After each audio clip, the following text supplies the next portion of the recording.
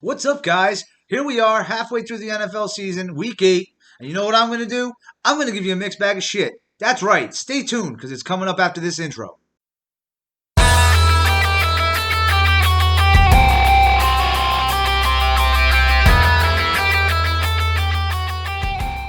What's up, everybody? Welcome back to another episode of the Fantasy Goods. I'm Joshua Lipinski-McHale, and like I said in the intro, it's week 8. We're halfway through the NFL season, so I'm going to mix it up a little bit and give you a little bit of everything in this episode. Play a couple games to give you some perspective on players going into this week, and then finish it off with some pick'ems at the end. All right, but before I begin, hit that like button, hit that subscribe button, and leave me a comment and let me know what you think of the episode. So I'm going to start off with our favorite game, Start 'em, Sit 'em, Trade 'em, where I'm going to pick 3 players. I'm going to start one, sit one, and trade one. If you haven't seen this already, guys, it's pretty simple. Easy concept. All right, so my first one is going to be for wide receiver this week. I got Henry Ruggs going against Cleveland, Chase Claypool going against Baltimore, and Brandon Ayuk going against Seattle. Start one, sit one, trade one. Right here, I'm going to go with the first guy I mentioned, Henry Ruggs going against Cleveland. I like the matchup, but, I mean, if you've listened to us in the past in our episodes, I do like Henry Ruggs a lot, but he's just not seeing the volume enough to where I can trust him, so I'm going to sit him. I like the matchup, like I said. I would play him if you have nobody better. Cleveland is the second best matchup for wide receivers in fantasy right now, so I would take a shot on Henry Ruggs, but out of these players, that's who I'm going to sit. And then I'm going to start Brandon Ayuk going against Seattle, because now he's the number 1 receiver there with Debo being out. He's had a couple of really good weeks this year already. He shows that he can handle the target load, and he's got a slightly better matchup than Henry Ruggs against Seattle, who is the number 1 matchup against wide receivers in fantasy. And then I love Chase Claypool, but I'm going to trade him here. Baltimore's defense has just been really good this year on all fronts for the most part. And after seeing that Claypool was actually human last week, putting up less than a point, 0.8, I'm going to trade him. Try and sell him high here because we see what happens when you have all 3 of Juju, Johnson, and Claypool in the lineup. Claypool actually kind of falls back, which I really wasn't expecting. I mean, he'll still have his booms and busts for the season, but he wasn't as consistent as I was really hoping he was going to be. So I'm trading him. All right, moving on to the next one. Got some replacement running backs for this week, guys. So cue the music. I got Giovanni Bernard going against Tennessee, Carlos Hyde against San Francisco, and Wayne Gallman against Tampa Bay. Start one, sit one, trade one. Right out the gate, I'm going to trade Wayne Gallman. He did look good last week when Devonta Freeman went down, but I just don't trust this Giants offense. I don't trust this Giants line. And the run game is probably the worst part of this team. Throw in the fact that they're going against Tampa Bay, so they're probably going to have to pass to keep up with that offense, even with them not having Chris Godwin. And I just don't see it being a friendly game script for that run game and Wayne Gallman this week, so I am trading him away. Next, I'm going to sit Carlos Hyde. Now look, if you have Carlos Hyde and you don't have anybody better, then I'm playing him against San Francisco. Just on volume alone, he should do okay. At least a flex play this week for Carlos Hyde. But going against San Francisco's defense this week, which is a pretty tough defense, I'm going to sit him out of these 3 players and see what he can do. And finally, I'm going to start Giovanni Bernard. He's going against Tennessee, which isn't a bad defense, but I just think Giovanni Bernard does a lot whenever he replaces Mixon. Now, look, I don't think he could handle a full season workload of being an RB1 there, but when he gets plugged in, when Mixon gets nicked up, he does a pretty damn good job. Like I said in my waiver wires video last week, he had 2 games last year when Joe Mixon was out injured where he put up RB1 numbers, and that's what he did last week. So if Joe Mixon is out, I'm definitely going to start Giovanni Bernard going against Tennessee. And now my next one is going to be for tight ends. Cue the music. I got Trey Burton going against Detroit, Harrison Bryant going against Las Vegas, and Jimmy Graham going against New Orleans. Start one, sit one, trade one. Now look, I'm going to trade Trey Burton here. I know he had a great week back in week 6, putting up 21 fantasy points, but I just don't love this Colts passing attack. And going against Detroit, which is actually a pretty tough matchup for tight ends, I'm going to trade him away. I'm going to sit Harrison Bryant. Now Harrison Bryant had a great game last week. I hope you guys picked him up on the waivers because Austin Hooper's still recovering from that emergency appendectomy. And I know David Njoku also got a touchdown last week, but I think they just gave him that so that they can show his talent and then shop him around for a trade this week. And Harrison's had buzz around him all season long. I remember everybody talking about this kid as being the best rookie coming out of Browns camp. And I like his matchup. It's friendly against Las Vegas, and they're probably going to have a little shootout here. And if you watched the game last week, Baker Mayfield threw at him 5 times. He caught 4 for 56 yards and 2 touchdowns. So I'd like to hold on to this kid. I'm not trading him. I'm not starting him just yet, but I definitely want to see what he could become. So I'm sitting Harrison Bryant. And then I'm going to start Jimmy Graham. I told you guys back in the beginning of the season, this guy's got the goods, and he is proving it. He's tight end 6 on the season right now. He hasn't had a game under 7 points since week 2. And he's got a top 3 matchup against New Orleans this week. Last time he had a top 3 matchup, which was against Atlanta, who's the number 1 matchup for tight ends, he put up 24 points. So I am starting Jimmy Graham 100%. Everywhere over just about anybody this week because I think that he is going to be that number 1 option. And if Allen Robinson doesn't play, he's definitely going to be that number 1 option. That's going to do it for start him, sit him, trade him. Next, I'm going to play a game called Does He Got the Goods or Is He Dead Wood?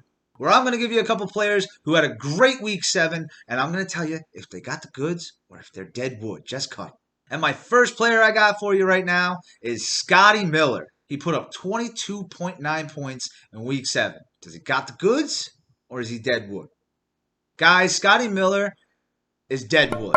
I'm sorry. I know I have him as a waiver wire pickup this week, but he's literally like a this week play only for me because once week 9 swings around, you're going to have AB in the fold. Chris Godwin can come back, and I just think he's going to fall to the back burner. He could still wind up coming out in 4 receiver sets or when one of the 3 starters are out, but it's going to be Godwin, Evans, and AB. And Scotty Miller is going to be an afterthought. So play him this week if you got him because I like the matchup going against the Giants. But after this week, Scotty Miller, deadwood. Next one is Cole Beasley, 22.2 points in week 7.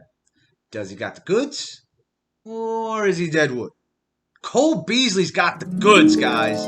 I never thought I'd be saying this, but he seems to have this slot role locked up in that offense. He's become that reliable set of veteran hands that quarterback Josh Allen has been throwing to quite often, and it's just fun to watch this guy score, whether he's overstretching to try and cross that goal line or getting flipped and holding onto the ball the whole time to get a touchdown. Like, he is getting great numbers right now in fantasy. He has yet to have a game of less than 9 points and has put up 6 straight games of double-digit fantasy points too. Last week being his best, up in the 20s. So you need to have Cole Beasley rostered. Don't think twice about it because Cole Beasley has got the goods. And my last one for this game is Leonard Fournette. Now, I don't know if you're sold on him, but I'm going to tell you right now, if Leonard Fournette has got the goods or if he's dead wood.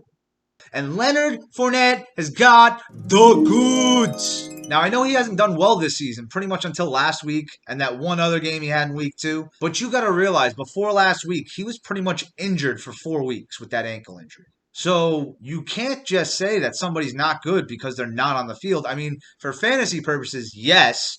But to be honest with you, I always thought Leonard Fournette was going to take this job from Rojo, even though Coach Reed said that Rojo was their guy. Fournette was a first-round pick. Rojo was a second-round pick. Fournette was a Heisman candidate in college. Fournette has finished as a top 10 running back in fantasy before. Rojo hasn't. And even with the starting role that he's had over the last 4 weeks, Rojo is still only RB13 on the season. So I think that last week, Leonard Fournette out-touching Rojo kind of shows that they're trying to see if Fournette can take this job. They're giving him the open window, and if he can take it, he's going to run away with this starting job, and Rojo's just going to wind up being like, a change of pace back at best. But Leonard Fournette got the goods. That'll do it for Does He Got the Goods or Is He Dead Wood? And now I'm going to give you guys some of my pick'ems for this week. Now I'm going to start off with one of the closer spreads this week, and it's going to be Atlanta at Carolina. Carolina favored 2.5. Now, look, I'm going to tell you that this depends on one thing. If CMC is playing this week or not. So if Christian McCaffrey plays this week, I'm going to go Carolina straight up and beating this spread. But if CMC doesn't play, then I'm going to go Carolina still winning and Atlanta beating the 2.5 point spread. Because I could see Atlanta probably jumping out to that early lead like they always do and then giving it up and losing by 2, and that half point will be the difference. So Atlanta will beat this spread. Next one, I got the New York Jets going to Kansas City. Now, this is the biggest spread of the week. at 19.5. Obviously favored to Kansas City. I mean, I'm just going to make this easy for you guys. I'm going all in on Kansas City this week, dominating the Jets. I'll even give you a prediction. I think Kansas City whoops the Jets 35-9. Totally destroying the spread, absolutely blowing out the Jets, and crushing what already is a demoralized team. So Kansas City, all the way. And the last one I'm going to give you is another interesting one. We got Tampa Bay coming to New York to play the Giants, and the Giants are given 10.5. Now, I think I'm going to take Tampa Bay on the money line no matter what on this. You know Tampa is going to wind up beating this Giants team. But 10.5?